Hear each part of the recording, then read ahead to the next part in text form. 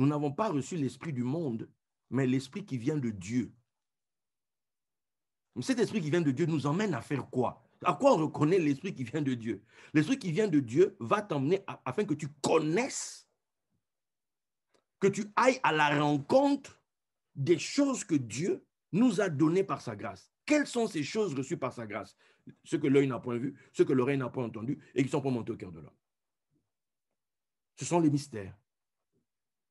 C'est que tu dois toi aussi aller comme le Shimon là, celui qui reçoit l'instruction de Dieu. Tu dois toi aussi aller faire ta pêche, aller à la mer, au Mikvé Maïm, aux eaux de l'espérance. On dit que tout ce qui a été, c'est quoi la mer là? C'est le texte. Paul nous dit, tout ce qui a été écrit afin de nous donner l'espérance. Ça a été écrit pour qu'on ait l'espérance. Donc, mais maintenant, les choses qui sont écrites là, il y a des profondeurs dedans.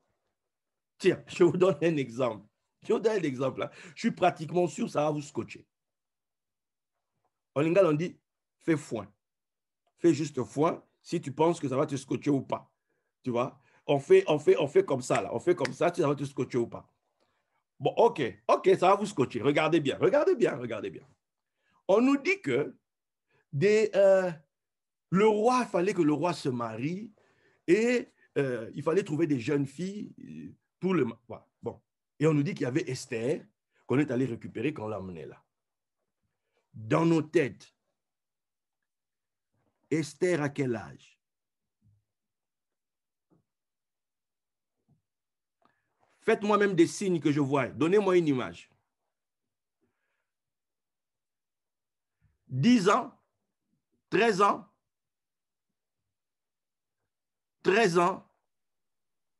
En réalité, la tradition juive dit que Esther a 75 ans.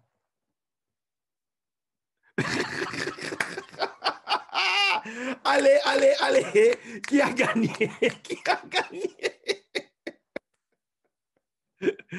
Est-ce que vous voyez? Mais nous, quand on lit le texte, est-ce que vous vous rendez compte? C'est-à-dire, le texte que nous lisons, nous, on y vient avec notre pensée à nous. On se dit, bon, non, elles sont vierges, donc normalement, quand même, elles n'étaient pas trop dévergondées à cette époque-là. Donc, normalement, à 13 ans, elles sont encore, ça va. Donc, on vient avec cet état d'esprit-là. Tu vois, on vient avec cet état d'esprit-là.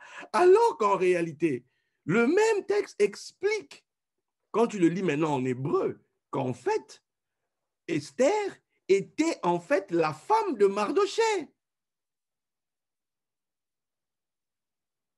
Oui, Floretta. Elle était la femme de Mardoché. D'où, c'est pour ça que quand maintenant Esther dit « j'irai vers le roi », c'est-à-dire qu'elle décide à ce moment-là qu'elle va être la femme de cet homme, qu'elle se donne à lui. Donc, elle dit à Mardoché, pour nous, c'est fini. En Chiloub, on dit « kwajiki », c'est-à-dire que pour nous, c'était terminé. Oui, kwajiki, c'est pas du japonais, c'est du Chiluba. Hein? JP, tu confirmes? Ok. Donc, c'est hyper important que tu comprennes. Maintenant, pourquoi ça? Attends, sincèrement. On dit qu'on a mis les filles mèdes par ici, les filles perses par là, les filles, je ne sais pas. Mais Esther les a toutes alignées. Donc, mesdames qui avaient 75 ans ou qui vous en approchez, il y a encore de l'espoir. Il peut encore avoir un roi quelque part.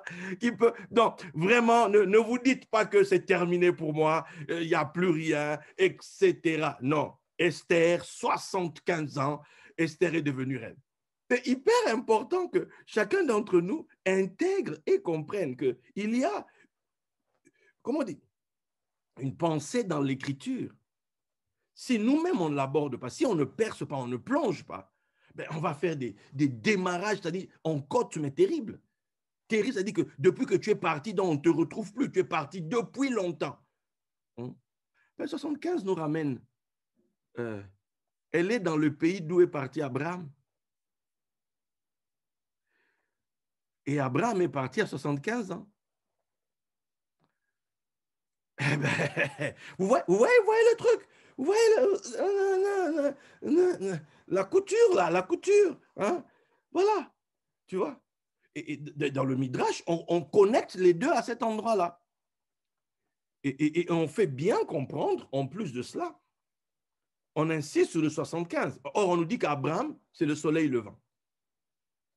Or, si on sait que le texte que nous lisons a le background de l'Égypte derrière, puisque c'est Moshe qui écrit, en tout cas, la sagesse de l'Égypte qui s'exprime, ben, en Égypte, le dieu soleil Ré avait 75 noms. Ben oui, oui, voilà. Hein, voilà, on est en plein. Hein. Donc, c'est hyper important d'intégrer que je dois me donner dans l'étude afin d'avoir les clés pour être un bon poter, un bon interprète, un interprète des mystères. Et ça passe par, je suis d'abord Shimon, je suis celui qui écoute, d'où on dit, ce n'est ni la chair et le sang qui t'ont révélé cela, mais c'est mon Père. Or, Yeshua, dans le texte lui-même, dira, l'enseignement que je vous donne, je l'ai reçu de mon Père. Dès le moment où on parle de Père, on parle de l'instructeur. On parle de l'instructeur dans la maison. Donc, il a écouté cet enseignement. Il a compris l'enseignement, d'où il a une percée. Maintenant, regardez. On nous dit dans le texte de Luc 5 qu'il était dans l'épouvante face à la pêche qu'il avait faite. Je voudrais te dire qu'il y a des choses qui vont t'épouvanter. Tu ne t'es pas encore, tu n'as pas encore eu peur. Tu n'as pas encore eu les chocottes. Non, non, non, non. Non, non, non, non, non. Non, mais non, non, mais non. Tu n'as pas encore eu les chocottes. Pas encore. C'est-à-dire que quand tu vas voir les poissons dans ton filet, quand tu vas voir les mystères qui vont être révélés, puisque la mer est immense. Personne ne peut dire il nage dans la mer et puis il est là. Ma mère à moi. Ta mère. Tu parles de quelle mère? Ta maman biologique ou tu parles de... Oh non, ma mère.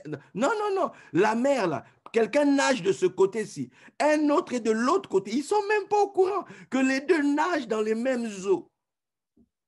Et puis, ils se disputent. Hein. D'ailleurs, il est écrit, blablabla. Oh, il est dit, un serviteur de Dieu ne doit pas avoir des querelles. Les querelles de la parole, ça sert à quoi? Non. Paul dit, au point où on est parvenu là, marchons du même pas. Pour les choses, on ne se comprend pas là, Dieu nous éclairera. Mais vivons en paix. Parce que la mer est profonde, mes amis. Et même quand tu penses que, ah non, moi vraiment, si je nage, hein, je nage. Et puis, ah, Seigneur, c'est pas possible. C'est pas possible. C'est une image qui circulait sur Facebook où c'est une girafe qui est entrée dans l'eau. La girafe est allée, elle est allée, elle est allée, elle est allée, elle est allée, elle est allée.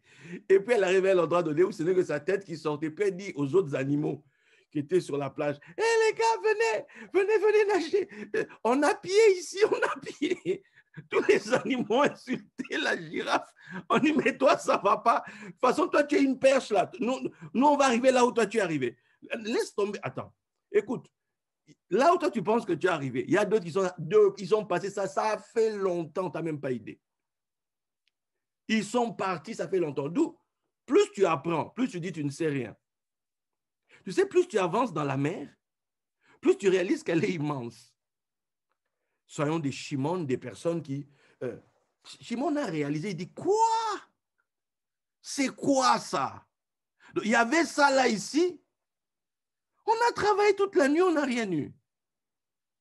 On a travaillé toute la nuit. Il a dit, oh, c'est quoi ça? Il y a une dimension de la parole, il y a une dimension des mystères de Dieu qui sont promptes à être communiqués. Il y a une dimension des choses de Dieu qui sont là. C'est-à-dire que depuis que tu prêches, depuis que tu lis ta Bible, depuis que tu fais tout ce que tu peux faire, mais j'aimerais te dire, il y a encore une dimension qui est là. C'est-à-dire que Dieu veut te révéler en fait. Et cette dimension va encore te réapprendre la crainte de Dieu. Cette dimension-là va encore te réapprendre. C'est-à-dire, tu vas ressentir à nouveau que Dieu est présent, que Dieu est là. Donc, c'est hyper important que chacun d'entre nous intègre et comprenne qu'il y a une dimension toujours à ta portée, prête à faire la différence. Il y a toujours, tu es toujours à une, je ne veux pas dire une coudée, à un jet de filet d'une pêche miraculeuse, d'une dimension de connaissance qui, jusqu'à ce jour, était pour toi totalement inconnue. Totalement, c'est-à-dire inconnu, totalement.